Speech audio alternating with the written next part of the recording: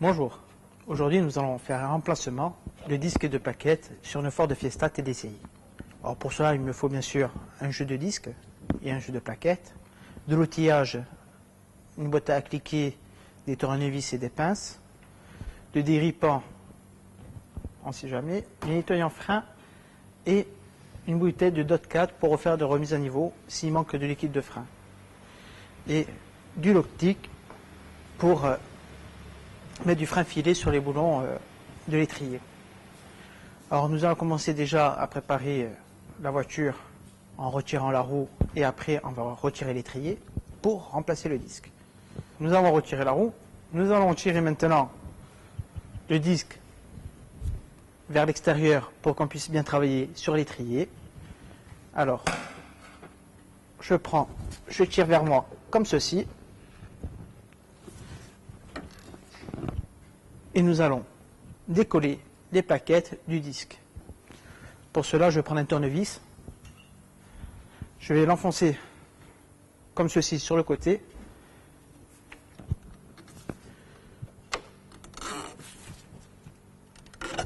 Et voilà.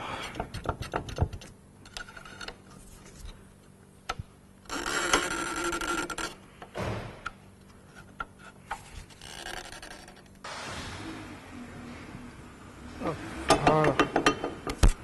Là nous avons du jeu et on peut ressortir le disque tranquillement.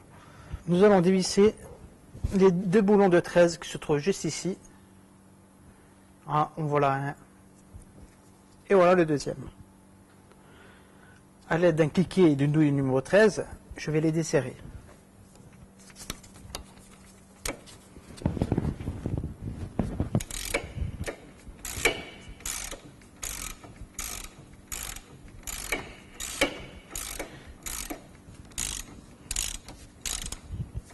Et même opération pour le haut.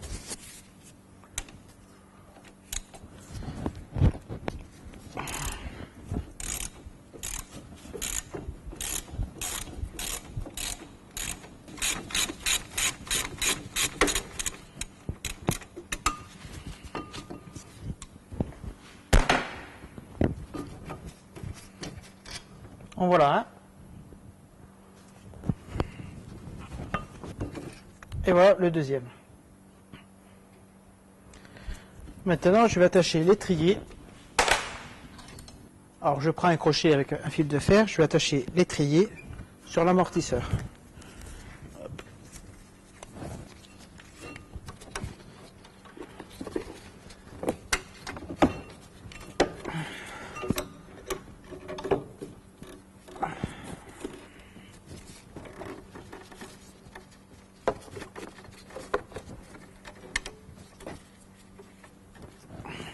Pourquoi l'attacher? C'est pour éviter que l'étrier soit suspendu dans le vide, tenu par le flexible de frein, et ça évitera de l'abîmer. Parce que ça le pince ou ça peut le couper. Maintenant, nous allons retirer le disque, qui doit venir facilement comme ceci, et nous allons le comparer et le remplacer. Nous allons comparer au côté. On voit que c'est tous les deux des disques ventilés. On vérifie bien sûr l'anthrax du disque, c'est-à-dire le cercle et les points de boulonnage. Voilà, ici nous voyons les points de boulonnage et l'anthrax du disque. Il faut qu'il soit identique au nouveau. Alors quand est-ce qu'on change un disque? Le disque, on le change surtout quand il est voilé, rayé ou usé comme celui-ci. On voit qu'il y a une bordure à l'intérieur et à l'extérieur du disque. Vous voyez ici, il n'y a pas de bordure. Et que là, on l'a. Pour manipuler le nouveau disque, je vais changer mes gants pour éviter de laisser des traces d'huile ou de graisse sur le disque. Alors, faites attention quand vous recevez vos disques, car certains disques sont protégés d'une fine pellicule de graisse pour protéger le disque. Et il va falloir le nettoyer avec du nettoyant frein et un chiffon. Sur ce type de disque, il est peint, il n'y a pas besoin de le nettoyer avec le nettoyant frein, juste un petit coup de chiffon, ça suffit. Maintenant, nous allons remplacer l'ancien disque, on va le mettre en place. Pour l'installation, très simple, on l'enfile comme ceci, il est installé. Maintenant, nous allons remplacer les plaquettes de frein sur l'étrier. Alors, je vais remettre l'étrier en place. Nous allons préparer les boulons de l'étrier avec du frein filé.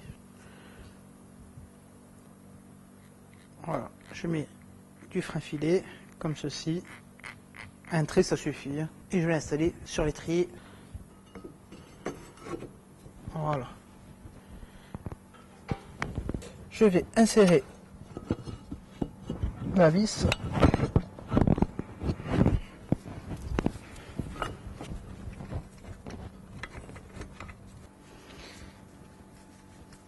Voilà. Et je vais préparer la deuxième vis.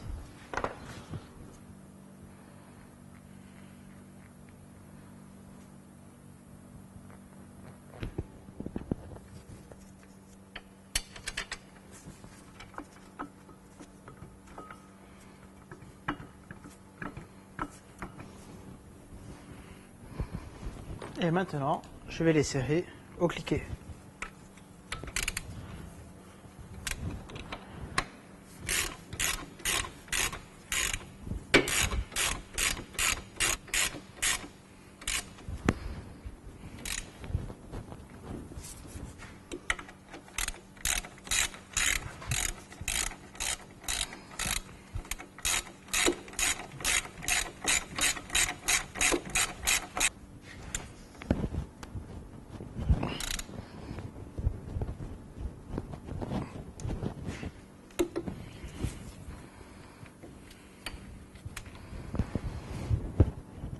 Bien serré, bien sûr, les boulons. Nous allons retirer le clip à l'aide d'un tournevis plat, comme ceci.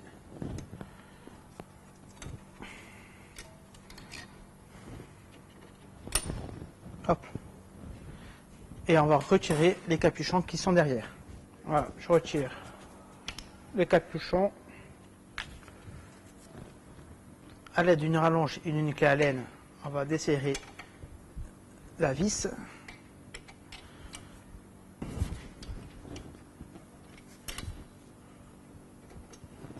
Voilà.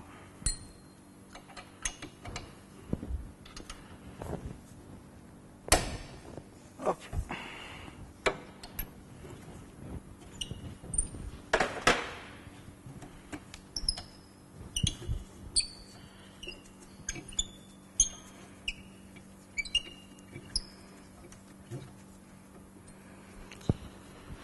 Voilà. Voilà, une fois les vis dévissées, je peux soulever la partie haute de l'étrier et retirer la première plaquette qui est fixée sur le piston. Alors pour la retirer, on tire vers le bas pour sortir la plaquette. Hop, je vais le refixer en haut pour pas qu'il pende sur le flexible et je retirer la deuxième plaquette.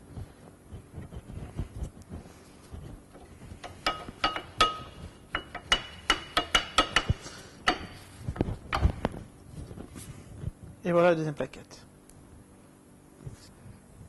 Nous allons comparer les anciennes aux nouvelles plaquettes, voir l'état d'usure. Alors ici nous avons la plaquette neuve et la plaquette usagée. Voilà, on voit l'usure, usée et neuf. On vérifie qu'elles ont la même dimension et les mêmes attaches et qu'ils ont les mêmes ancrages pour le piston. Les plaquettes sont identiques, on va pouvoir les installer. Mais avant de les installer, nous allons repousser le piston. Si vous avez un repousse-piston, on repousse avec, ou sinon, je vais m'aider une pince multiprise pour repousser. On va l'attraper comme ceci. Et on va le faire rentrer au maximum. Comme ceci.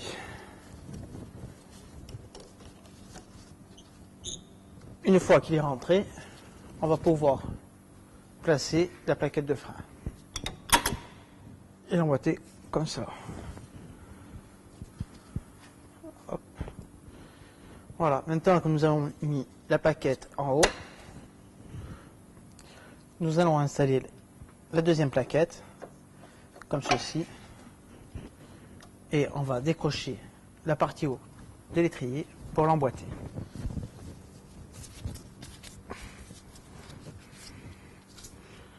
On va l'insérer comme ceci. Voilà. Et je vais revisser les vis de derrière.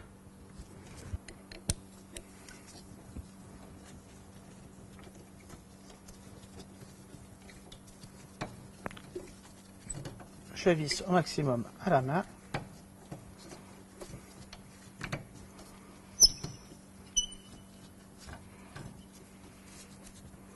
Voilà.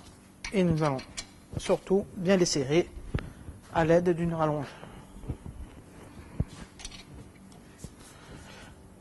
Hop. On serre au maximum.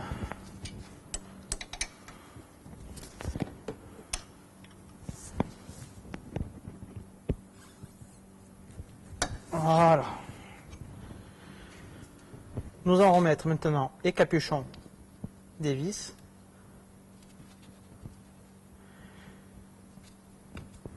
Comme ceci.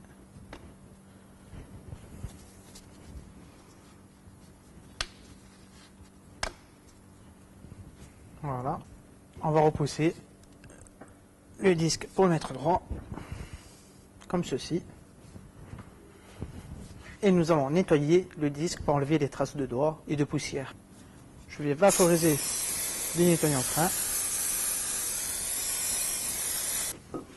Donner un petit coup de chiffon comme ceci. Voilà. Nous allons remettre le ressort qu'on a enlevé dès le début. On va l'enclencher ici.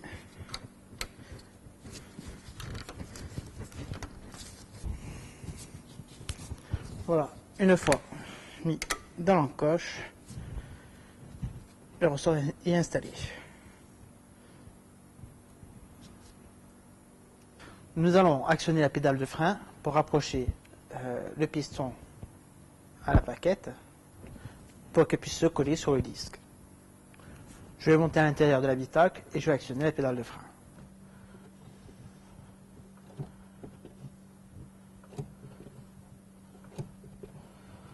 Voilà, on actionne la pédale de frein.